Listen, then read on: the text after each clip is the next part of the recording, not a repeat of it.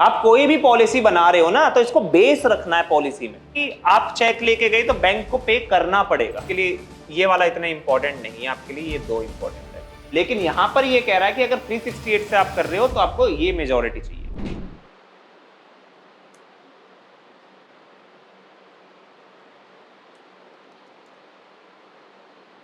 अब देखो तुम्हारा क्या क्या हो चुका है इसमें। तुम्हारा प्रियम्बल हो चुका है, making of the constituent assembly हो गया, कॉन्स्टिट्यूशनल प्रोविजंस चल रहे हैं, ये सारे के सारे कॉन्स्टिट्यूशनल प्रोविजंस ही हैं, ठीक है। इसमें फिर तुम्हारा fundamental rights, duties and DPSP हो गया। नेक्स्ट है अमेंडमेंट, ठीक है। अमेंडमेंट करेंगे,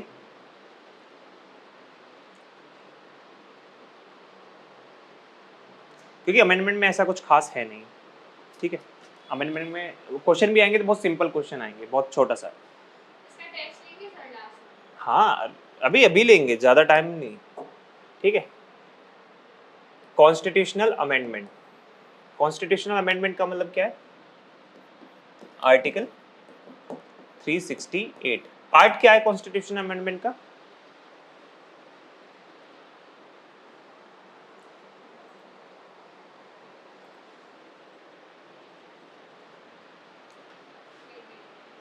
वेट ही करो।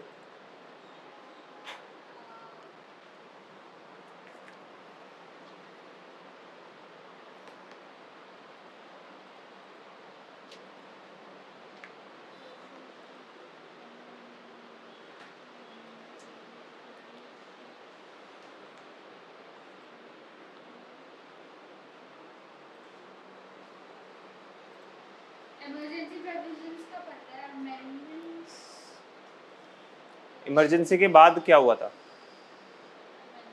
अमेंडमेंट। इमरजेंसी किसमें है?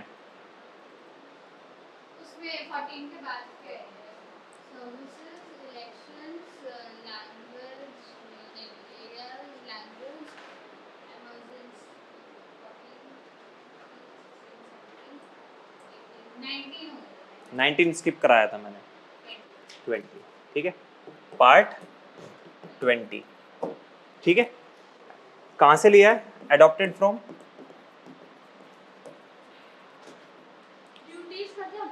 हाँ, ड्यूटीज में है नहीं ना ऐसा सच कुछ भी, उसमें सिर्फ जो है सुवन सिंह कमेटी, अमेंडमेंट्स, ठीक है, ये सब चीजें हैं। ये पार्ट याद रखना है, कौन से पार्ट में ड्यूटीज?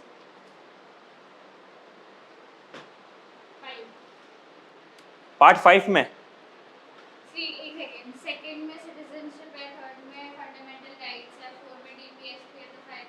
मैंने क्या कहा था? ओरिजिनल कॉन्स्टिट्यूशन में नहीं था, और मैंने क्या बोला है, जब भी ओरिजिनल कॉन्स्टिट्यूशन में ना हो और बाद में अमेंडमेंट से आए तो वो ओरिजिनल आर्टिकल में नहीं आता, वो सब आर्टिकल में आता, सब आर्टिकल में नहीं, मतलब जैसे ओरिजिनल आर्टिकल का कहने का मतलब ये 1 2 3 4 5 6 7 this are the original articles. जब मैं बोल रहा हूँ 39A 43B तो दैट मीन्स ये अमेंडेड है, तो यहाँ पे क्या आएगा? हाँ हाँ, क्लोज में आएगा। क्लोज में नहीं, बट क्लोज तो हम उसको बोलेंगे जो आर्टिकल का होता है, बट आर्टिकल में भी उन्होंने एक एडिशनल ABC लगा दिया, तो ये यही गलती करोगी पेपर में, ट्रस्ट मी। वहाँ पे सिंपल ये पूछेगा मैच द फॉलोइंग में, या फिर सीधा ये पूछेगा कौन से आर्टिकल।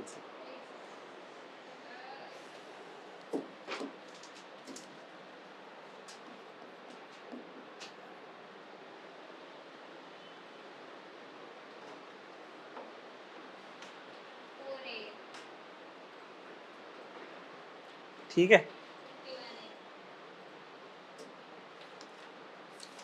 तो ये कॉन्स्टिट्यूशनल अमेंडमेंट आर्टिकल 368 पार्ट 20 के अंदर है।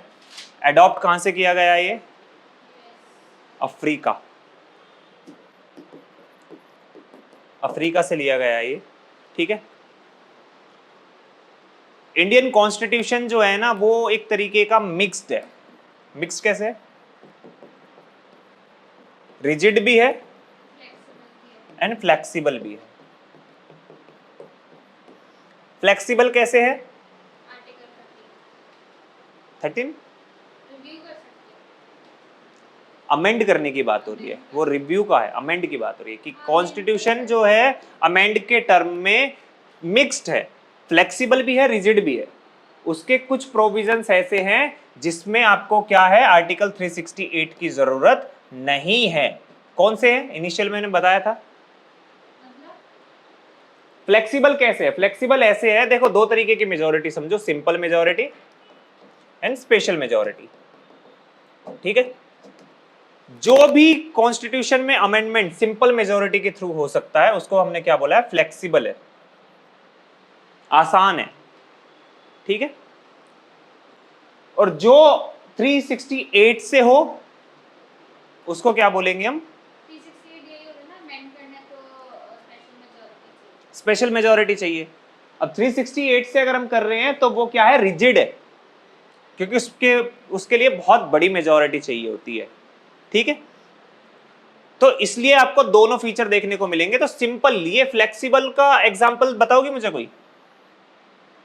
फ्लेक्सिबल मेजॉरिटी मैंने कुछ दो आर्टिकल बताए थे तुम्हें कि उन दो आर्टिकल के लिए, और तीसरा एक आर्टिकल कहता था कि अगर आप इन दो आर्टिकल से कुछ कर रहे हो तो आपको 368 की जरूरत नहीं पड़ेगी। Article 3 4 article 2 3, 2 3। अगर आप आर्टिकल 2 या 3 का यूज कर रहे हो तो आपको आर्टिकल 4 की जरूरत नहीं पड़ेगी। और 4 क्या कहता था? ये है ना कि यूनियन में टू टू, कुछ एडमिट करना और 3 है कि स्टेट में रखना। हाँ, विद इन इंडिया रीडिस्ट्रीब्यूशन करना है आपको। तो 4 ये है कि 4 का क्या था? 4 ये है, 4 ये कहता है कि 2 और 3 जब आप कर रहे हो तब आपको 368 का यूज करने की जरूरत नहीं है। 4 ये कहता है, आपको मेजॉरिटी नहीं चाहिए। यानी कि आपको स्पेशल मेजोरिटी तो चाहिए, सिंपल मेजोरिटी से काम हो जाएगा, स्पेशल मेजोरिटी नहीं चाहिए, है ना? तो ये क्या है? फ्लेक्सिबल का। और रिजिड का है 368। तो जब भी हम पार्ट 20 के अंदर 368 पढ़ेंगे, सिर्फ हम इस पार्ट को पढ़ेंगे, रिजिडिटी को। ठीक है, फ्लेक्सिबल तो हम इसमें पढ़ ही नहीं रहे क्योंकि यहाँ सिंपल मेजोरिटी है ही नहीं। 368 के अंदर क्या आती है? 368 के अंदर दो तरीके की मेजोरिटी आती है। ठीक है, टू टाइप्स ऑफ मेजोरिटी है, याद रखना 368 के अंदर। ठीक है, कौन कौन सी मेजोरिटी है? स्पेशल मेजोरिटी, सिंपल मेजोरिटी नहीं आती इसमें। Special majority plus half of the state legislature with simple majority.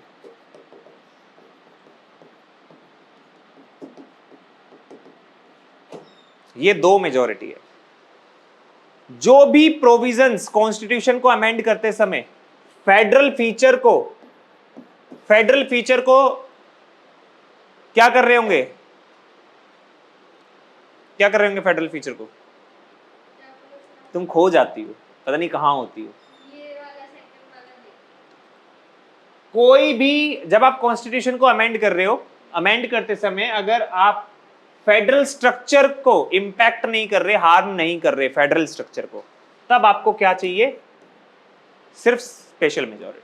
अगर कोई भी प्रोविजंस फेडरल फीचर को हार्म कर रहे होंगे, हैम्पर कर रहे होंगे, तब आपको क्या चाहिएगी? Special majority plus half of the state legislature with simple majority. ये नोट्स में है हाँ, सब है नोट्स में। दो टाइप है? दो टाइप्स वाले। सब मेंशन है। ठीक है, लिखा हुआ है the constitution can be amended in 3 ways. Notes में ऐसा लिखा हुआ है, समझना इसको।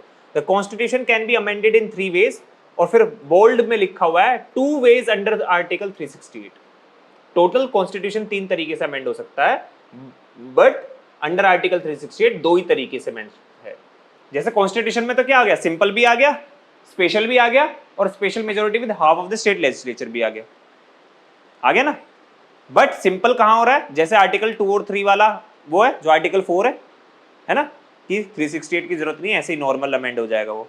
लेकिन यहां पर ये कह रहा है कि अगर 368 से आप कर रहे हो तो आपको ये मेजोरिटी चाहिए। सिंपल मेजॉरिटी 50 प्लस 1% हाँ, वो भी मैं मान बताऊंगा। लीजिए अगर मेरे को कुछ अमेंडमेंट करनी सिंपल है। मेजोरिटी क्या है? Majority of the 2 house of the parliament that is present and voting. इसमें ना ये टर्म बहुत इंपॉर्टेंट है, प्रेजेंट एंड वोटिंग का। ठीक है,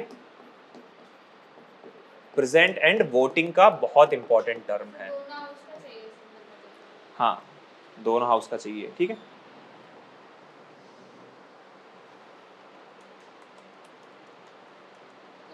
ये जो सेकंड वाला टाइप है इसमें आपको स्पेशल मेजॉरिटी चाहिए राज्यसभा और लोकसभा का plus half of the state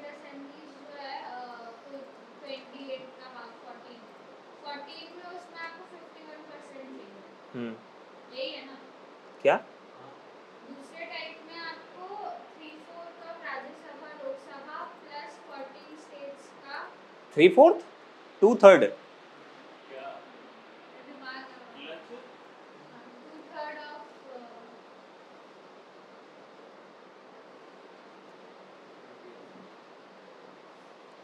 hmm 2/3 of Rajya Sabha Lok Sabha hmm plus 14 states का 51% वोट। हम्म। यही है ना। मैं बता रहा हूँ, रुक जा, जल्दी कर, ठीक है।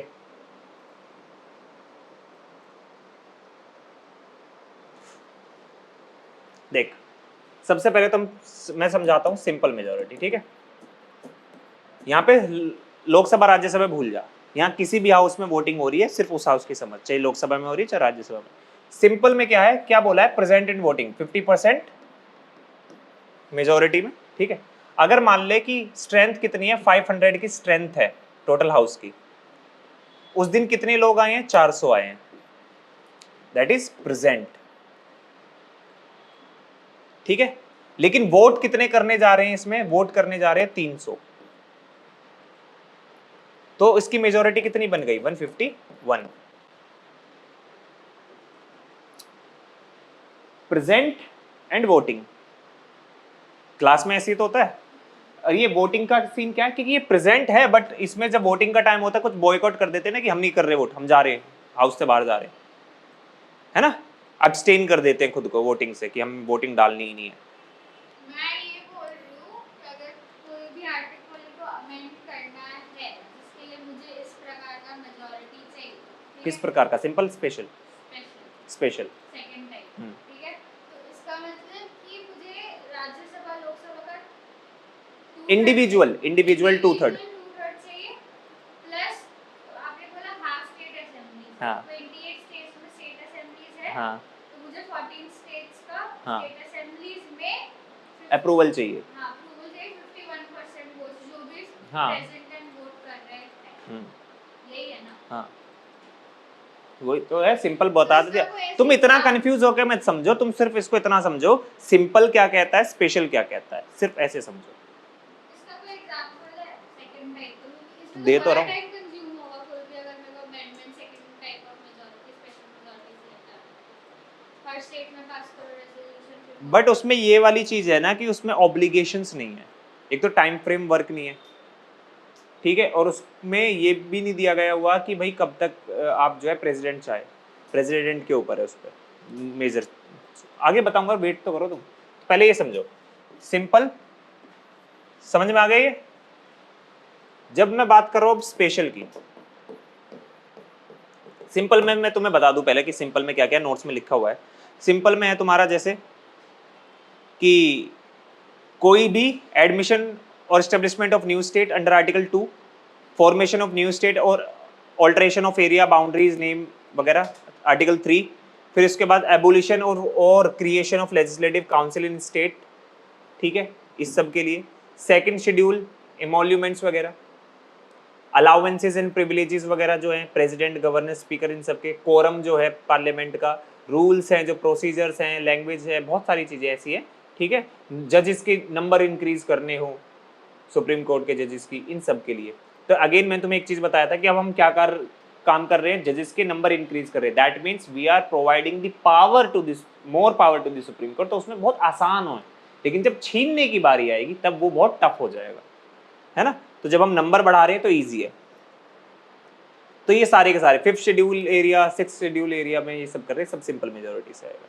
अब बात करते हैं हम स्पेशल मेजोरिटी की, ठीक है। स्पेशल मेजोरिटी के लिए नेक्स्ट देखते हैं, अब आ जाता है ये पूरा आपका आर्टिकल 368 के अंदर। वो 368 के अंदर नहीं था, याद रखना, कंफ्यूज मत होना बिल्कुल भी। 368 के अंदर सिर्फ स्पेशल मेजोरिटी है, स्पेशल मेजोरिटी है। तो यहाँ पे क्या कह रहा है, पहला स्पेशल मेजोरिटी, ठीक है। आर्टिकल 368 ये बोल रहे हैं ना कि अमेंड करना है तो कुछ चीजें आपको उसमें स्पेशल मेजॉरिटी चाहिए। हाँ ठीक है।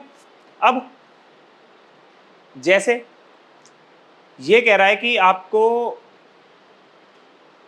एक तो जो टोटल दो कंडीशन है इसमें, condition A and condition B, condition A ये कह रहा है कि आपकी जो मेजॉरिटी है वो टोटल हाउस की जो मेंबरशिप है उसका 50% से ज्यादा होना चाहिए।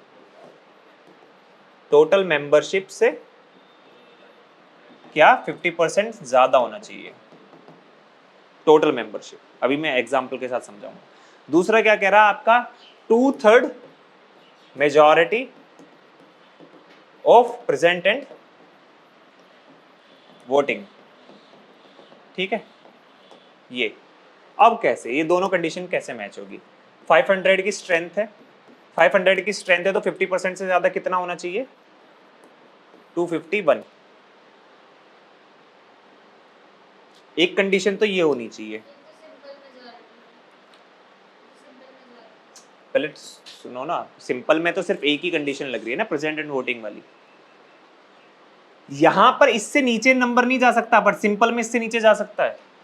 ये सिंपल इसलिए नहीं हो सकती है, अभी बताई थी ना 151, बट ये तो 251 है, 251 से नीचे जा ही नहीं सकता, क्योंकि पहली कंडीशन क्या कह रही है? टोटल मेंबरशिप का 50% से ज्यादा। तो टोटल मेंबरशिप का 50% से ज्यादा क्या है? 251, यही है ना? तो इसको हम इसलिए सिंपल मेजोरिटी के साथ इक्वेट नहीं कर सकते। सेकंड कंडीशन क्या कह रही है? 2/3 majority of members present in voting. अब मान लो कितने मेंबर्स हैं कि 500 हैं टोटल, वही 500 मेंबर है, 400 आए और 300 वोट कर रहे हैं, तो इस हिसाब से कितना हो जाएगा 2/3 इसका? 200। 2/3 तो 200 हो जाएगा, बट यहां पर ये कंडीशन मैच नहीं कर रही ना, कि यहां पे मिनिमम कितना होना चाहिए और यहां पे कितना बैठ रहा है? 200। तो ये उससे ऊपर जाना चाहिए कि यहाँ पे इतने नंबर चाहिए ही चाहिए।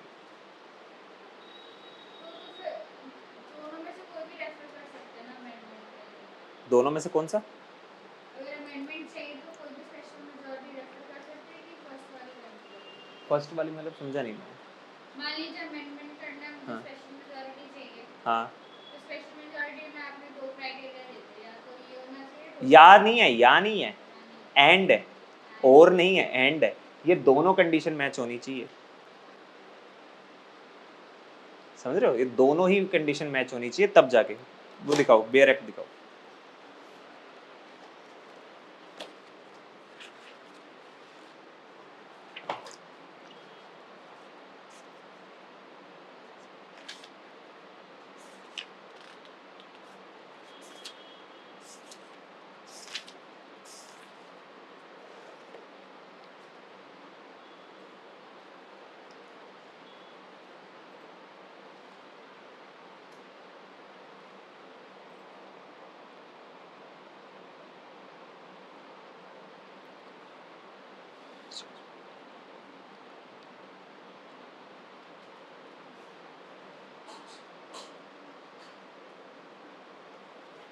यहाँ पे पढ़ो, ये देखो यहाँ क्या लिखा हुआ है? An amendment of this constitution may be initiated only by the introduction of a bill for the purpose of in either house of parliament, किसी भी हाउस में आ सकता है, and when the bill is passed in each house by a majority of the total member of the that house, majority of total house, that is majority क्या होगी? total membership का 50% से above, and by a majority of not less than 2/3 of the members of that house present and voting। तो दोनों condition match होनी चाहिए कि जब आप 2/3 लगा रहे हैं ना, 2/3 का ऑप्शन ये वाला जब आप ये यूज कर रहे हैं, तो ये इससे नीचे नहीं जाना चाहिए नंबर, ये इसको सपोर्ट दे रहा है, और अगर ऐसा हुआ तो अमेंडमेंट नहीं हो सकता, तो ना अमेंडमेंट नहीं हो सकता। तो हम लोग प्रेसिडेंट। हाँ, तो मिनिमम स्ट्रेंथ पता चल गई यहाँ पे कितनी है? 250। अगर 500 है तो 251 आपकी मिनिमम स्ट्रेंथ है। अगर 545 है तो उसके अकॉर्डिंग आप हाफ करके +1 कर दो, वो उसकी मिनिमम स्ट्रेंथ है। ठीक है, तो आपको इतना वो चाहिए कॉन्स्टिट्यूशन को अमेंड करने के लिए। सेकंड कंडीशन क्या है? सेकंड कंडीशन ये कह रहा है कि special plus half state legislature with simple majority. बस सिंपल का मैं तुम्हें ऑलरेडी बता चुका हूं, हाफ स्टेट का उनको करना है। ठीक है, सिर्फ इतना ही है। फिर है amendment by special majority of the parliament and ratification of half of the state legislature, a special majority of the parliament and also with the consent of half of the state legislature by simple majority, there is no time limit within which the state should give their assent to the bill. उन्होंने time limit नहीं mention किया कि ये जो 14 state, मतलब 14 कह रहा हूं सर, जो हाफ स्टेट लेजिस्लेचर्स हैं वो कितने टाइम के अंदर उसको पास करके देंगे। ठीक है, अब इसमें कुछ और मेजोरिटीज भी आती है। एक आती है आपकी एब्सोल्यूट मेजोरिटी। एब्सोल्यूट मेजोरिटी क्या होगी, इस अगर 500 है तो उसका 51 251, ये एब्सोल्यूट मेजोरिटी है। ठीक है, इसमें प्रेजेंट इन वोटिंग का कॉन्सेप्ट नहीं होता। और अफेक्टिव मेजोरिटी क्या होती है, फॉर एग्जांपल 500 सीट है, 500 सीट में से टोटल 400 मेंबर ही हैं, 100 मेंबर ने, किसी ने रिजाइन कर दिया, किसी की डेथ हो गई है, तो वो वैकेंट है। तो वैकेंट को निकालने के बाद जब मेजोरिटी निकलेगी वो क्या बनेगी, अफेक्टिव मेजोरिटी। ठीक है, वो सब नोट्स में लिखा हुआ है। अब एक चीज याद रखना कि कॉन्स्टिट्यूशनल अमेंडमेंट बिल में, एक्ट है या बिल है, बिल ही बोलेंगे जब तक प्रेसिडेंट का होना हो, प्रेसिडेंट कांट वीटो। ठीक है, कॉन्स्टिट्यूशनल अमेंडमेंट एक्ट पे प्रेसिडेंट क्या काम नहीं कर सकता, वीटो नहीं लगा सकता। अब कुछ इंपॉर्टेंट, ये कब आया था, ये कब, 24th कॉन्स्टिट्यूशनल अमेंडमेंट एक्ट। ठीक है, 24th कॉन्स्टिट्यूशनल अमेंडमेंट एक्ट 1971 में ये इंट्रोड्यूस हुआ था। ठीक है, अब कुछ इंपॉर्टेंट अमेंडमेंट की बात करें हमारे लिए जो काफी इंपॉर्टेंट है। एक तो फर्स्ट हो गया, फर्स्ट कॉन्स्टिट्यूशनल अमेंडमेंट से क्या हुआ था, लैंड रिफॉर्म हुए थे, 9th शेड्यूल बना था। ठीक है, 24th हुआ था, 24th कॉन्स्टिट्यूशनल अमेंडमेंट से क्या हुआ था कि can amend whole constitution including fundamental right. जब वो गोलकनाथ वाला केस हुआ था ना, गोलकनाथ वाला जब केस हुआ था तब उसमें ये बोला था सुप्रीम कोर्ट ने कि फंडामेंटल राइट्स को आप क्या नहीं कर सकते, अमेंड नहीं कर सकते, है ना। लेजिस्लेटिव पावर को क्या कर दिया, रेस्ट्रिक्ट कर दिया, लिमिट कर दिया। इन्होंने क्या काम करा, 24th कॉन्स्टिट्यूशनल अमेंडमेंट ले आए, और 24th कॉन्स्टिट्यूशनल अमेंडमेंट से क्या कहा, can amend whole constitution including fundamental rights, कि हम पूरा कॉन्स्टिट्यूशन अमेंड कर सकते हैं इंक्लूडिंग दी फंडामेंटल राइट्स। ठीक है, यहां पर प्रेसिडेंट का ना एक वो था, टर्म था कि प्रेसिडेंट बिल असेंट करने के को लेकर, तो वहां पर ये टर्म को थोड़ा रिप्लेस किया। क्या, हाँ 1971, हाँ हाँ, उसके बाद रेस्ट्रिक्शन नहीं लगा, उसके बाद ये बोला कि ठीक है आप अमेंड कर सकते हो बट बेसिक स्ट्रक्चर डिस्ट्रॉय नहीं कर सकते। समझ रहे हो। अब देखो, बिल प्रेसिडेंट को ना बिल असेंट की कुछ जो पावर थी उसमें एक टर्म में चेंज किया, shall give his assent, word को रिप्लेस किया गया और उसमें डाला गया shall give his assent under 24th amendment के साथ। ठीक है, कि उसको देनी पड़ेगी वो असेंट। फिर गोलकनाथ वर्सेस जो स्टेट ऑफ पंजाब का केस था कि parliament can not take away fundamental rights by amendment, amendment to the constitution is a law under article 13। पहले क्या कहा गया था, जब शंकरी प्रसाद का केस था ना, उसमें बोला गया कि आप क्या कर सकते हो, फंडामेंटल राइट्स को अमेंड कर सकते हो। ठीक है, क्यों, क्योंकि ये जो अमेंडमेंट है ये लॉ नहीं है, और जब ये लॉ ही नहीं है तो ये आर्टिकल 13 की डेफिनेशन में नहीं आता, क्योंकि आर्टिकल 13 क्या कह रहा है, any law inconsistent with the fundamental right shall be declared null and void. और उन्होंने बोला कि ये लॉ की डेफिनेशन में नहीं आता अमेंडमेंट, इसलिए आप अमेंड कर सकते हो, है ना। बाद में केस हुआ, उन्होंने बोला कि आप फंडामेंटल राइट्स को अमेंड नहीं कर सकते। क्यों, क्योंकि ये लॉ की डेफिनेशन में आता है, और जैसे ही ये लॉ की डेफिनेशन में आता है वैसे ही आर्टिकल 13 की डेफिनेशन में आ जाएगा। ठीक है, तो इस वजह से फिर इन्होंने 24th अमेंडमेंट किया कॉन्स्टिट्यूशन। देखो पता क्या है, यही होता है कि क्रोनोलॉजी अगर आपको समझ में आने लगे कि कब कहां क्या चल रहा है कॉन्सेप्ट बैकग्राउंड में, तो वो इजी हो जाता है।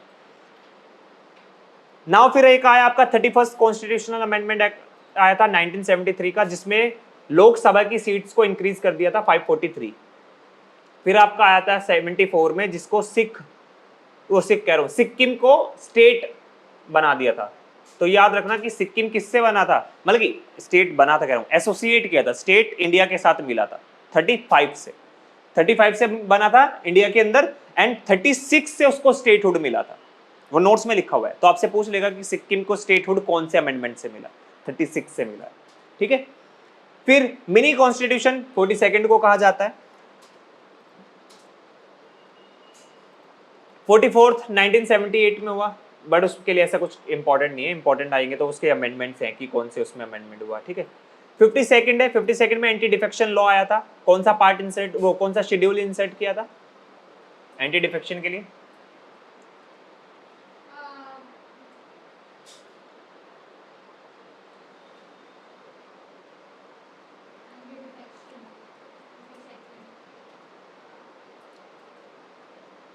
शेड्यूल 10, 9 के बाद 10, ठीक है।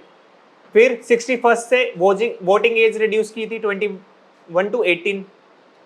69 से दिल्ली को एनसीटी का स्टेटस दिया था, नेशनल कैपिटल टेरिटरी का, ठीक है। देन 72 से पंचायत आया, 73rd से म्युनिसिपैलिटीज, 84 से सीट्स को फ्रीज कर दिया गया। हाँ, सीट को फ्रीज कर दिया गया। कौन सी सीट्स को? लोकसभा और राज्य, यानी कि लेजिस्लेटिव जो सीट्स है उनको फ्रीज कर दिया गया था 2026 तक। अभी जो सीट है ना हमारी लोकसभा के अंदर 545 है, इनको फ्रीज कर दिया, ठीक है, कि आप 2026 तक इसमें चेंजेस नहीं कर सकते, ठीक। और ये जो सीट है ये कौन से सेंसस के बेस पे? 1971 के सेंसस के बेस पे। तो 71 से अब तक कितने साल हो गए हैं? इमेजिन करो, 30 और 20, 50 साल से ऊपर, 50 और 5, 55 साल हो गए।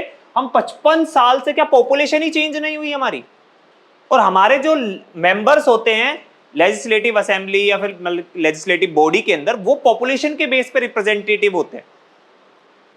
तो अकॉर्डिंग टू दिस, अभी जो लोकसभा की सीट नई बनी हुई है वो कितनी बनी हुई है? 888, है ना। ये 888 सीट बनी हुई है, बट ये एग्जीक्यूट ही नहीं करी कांग्रेस ने कभी। क्यों नहीं की? क्योंकि कांग्रेस डेवलपमेंट की तरफ नहीं थी, पॉलिटिक्स की तरफ ज्यादा थी।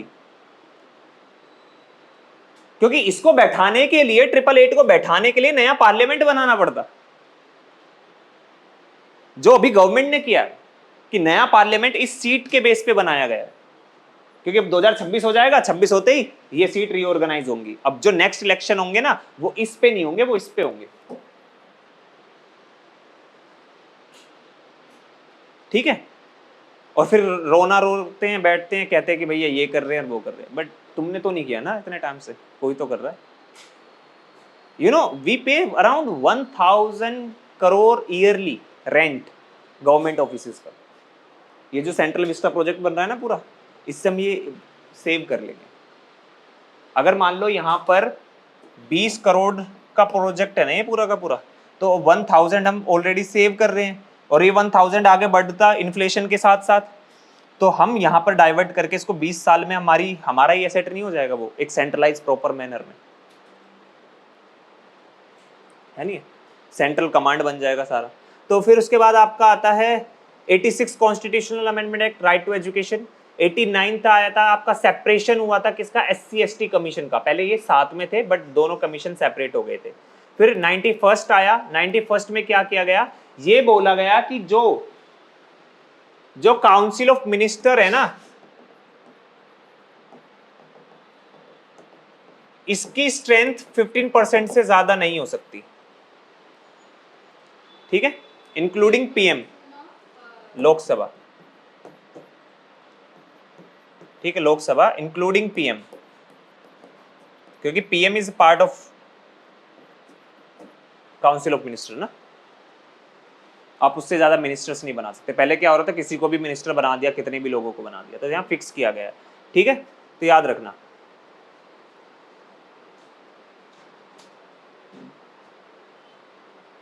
और ये बोला गया था जब ये अमेंडमेंट आया था कि जिस भी स्टेट में 15% से ज्यादा है, वो 6 महीने के अंदर अंदर उसको रिड्यूस करेंगे, 15% पे लेके आएंगे, ठीक है।